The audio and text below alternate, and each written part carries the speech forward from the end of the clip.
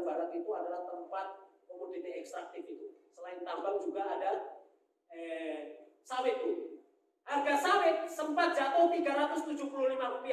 Padahal untuk panen itu 1 kilonya itu Rp500. Bayangkan kalau tidak dipanen rugi, dipanen juga dia harus mengeluarkan uang, tambah rugi. Terpaksa dipanen. Dan minimal Rp1.000 harga itu baru impas, Bu. Artinya harganya itu tidak ada untung, tidak ada rugi.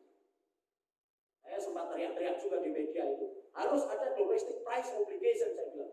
Artinya harus ada pemberian dari pemerintah untuk sawit rakyat. Baru sekarang naik dan sekarang mulai naik sekitar 1.200 itu. Nah, itu satu.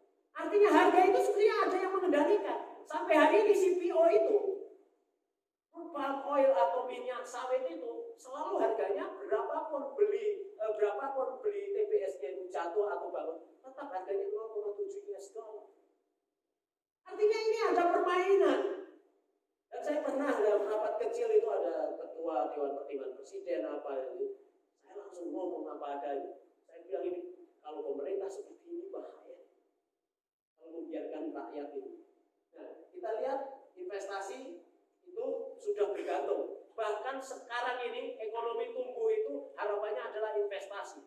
Bahkan sebelum pandemi kemarin rencananya itu investasilah yang akan investasi asing itu. Kenapa investasi asing itu butuh landasan pesawat, butuh jalan tol untuk mengeksploitasi lebih cepat.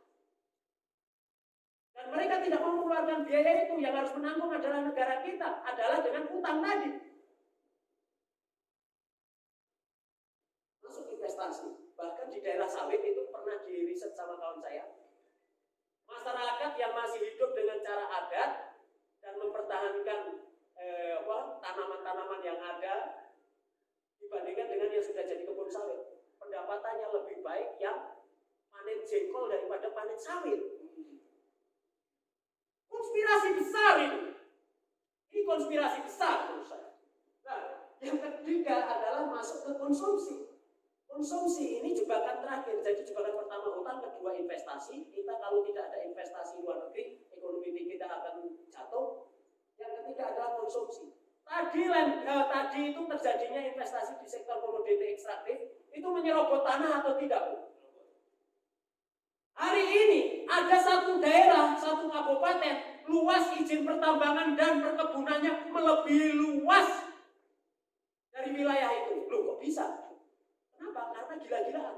Bupatinya siapapun investor datang langsung tanda tangan, siapa datang tanda tangan, siapapun datang tanda tangan. Dia lupa kalau luas wilayahnya itu 1 hektar dikasih izin sampai 1,5 hektar. Artinya tanah tempat nenek moyang kita tidur pun atau tempat rumah kita pun sebenarnya sudah dikapling untuk kepentingan investasi asing. Dan nyatanya tahun 80 nenek kita, kakek kita itu masih punya tanah rata-rata per kapita itu maksudnya rata-rata per orang itu 1,05 hektar. Hari ini hanya 0,33 hektar. Kalau 0,33 hektar seperempat itu yang biasa, saya biasa bertani juga. Waktu itu saya masa kecil tinggal di Merauke, Papua. Orang tua saya petani, saya tahu persis yang namanya seperempat hektar, yaitu untuk main-main lah, bukan untuk bertani serius. Dan saya juga sebelum pandemi pergi ke Kanada. Bagaimana anggota-anggota koperasi pertanian itu bisa berdikari? Karena mereka penguasaan lahannya itu sampai 10 hektar, 20 hektar, bukan seperempat hektar. Dan yang celaka lagi ini terjadi penyerobotan tanah, rakyat melawan, digebuk sama aparat kita. Daerah-daerah sawit pertambangan seperti itu.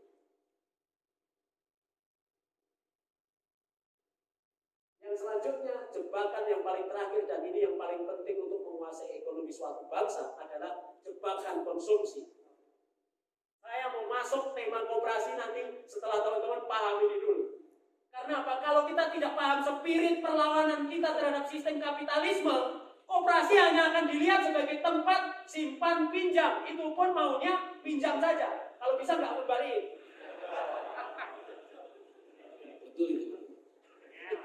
Saya cerita koperasi sampai detail bagaimana menyusun anggaran dasar sampai rapat anggota bisa dan sebenarnya belajar di internet bisa. Yang paling penting koperasi itu adalah pemahaman spirit atau semangatnya ini. Ideologi perlawanannya. Tanpa perlawanan terhadap sistem kapitalisme menjadi semangat teman-teman, maka koperasi tidak akan berkembang. Di seluruh dunia saya lihat apa kata kuncinya dari keberhasilan sebuah koperasi adalah spirit perlawanannya terhadap korporat kapitalis. Tempat teman-teman bekerja sekali. Coba ada yang bekerja di koperasi angkat tangan. Nggak ada kan? Semua bekerja di korporat kapitalis. Nah, nanti kita juga bicara tentang Bung Helot tiap hari bicara tentang worker mart, worker co-op, bahkan sudah pernah ke ini kan Bung Helot mana sih? Di luar ya? Oh lagi ngobrol. Bung Helot kan pergi ke Singapura itu. Itu gerakan trade. Yang pergi ke Singapura ke NTUC angkat tangan. Itu buruh juga kan bro? Buruh menguasai ekonomi Singapura. Jadi menurut saya melalui FSPMI ekonomi Indonesia harus direbut kembali di dalam pangkuan Republik Indonesia. Ini sebenarnya bukan sesi koperasi di dalam sesi politik ya. Kesenjangan karena revolusi ekonomi.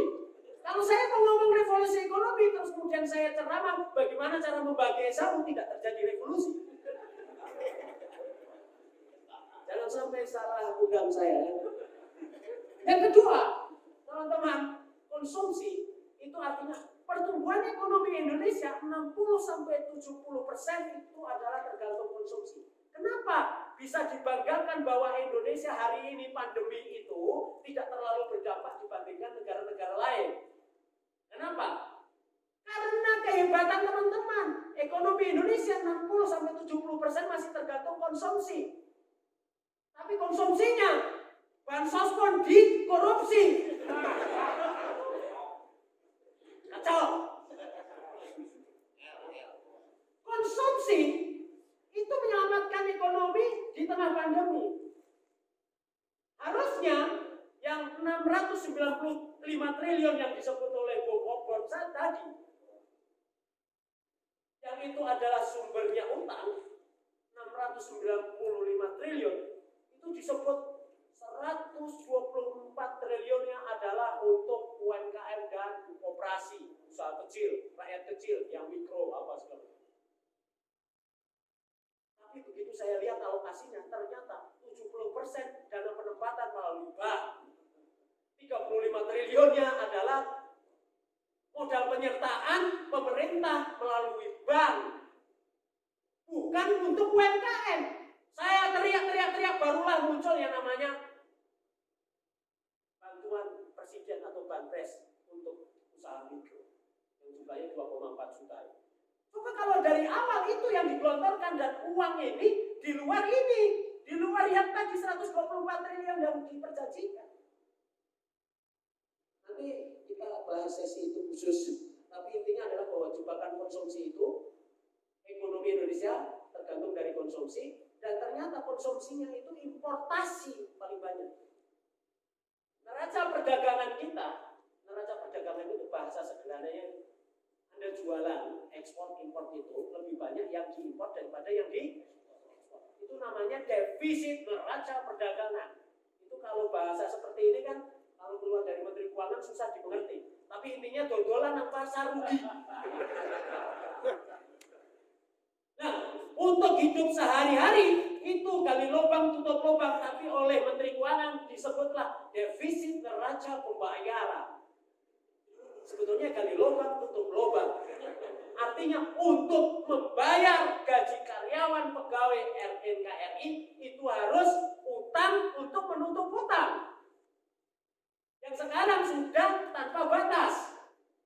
Tadinya dibatasi, ada undang-undang yang membatasi. Pandemi batas itu dibuat. Dan ini by design semua negara miskin dan negara-negara berkembang itu dikuasai ekonomi. Nah, kalau kita sudah konsumsi yang kita konsumsi itu importasi atau kita datangkan dari luar negeri, itulah paling gawat. Kenapa? Contoh, teman-teman yang hobi makan tempe yang angkat tangan.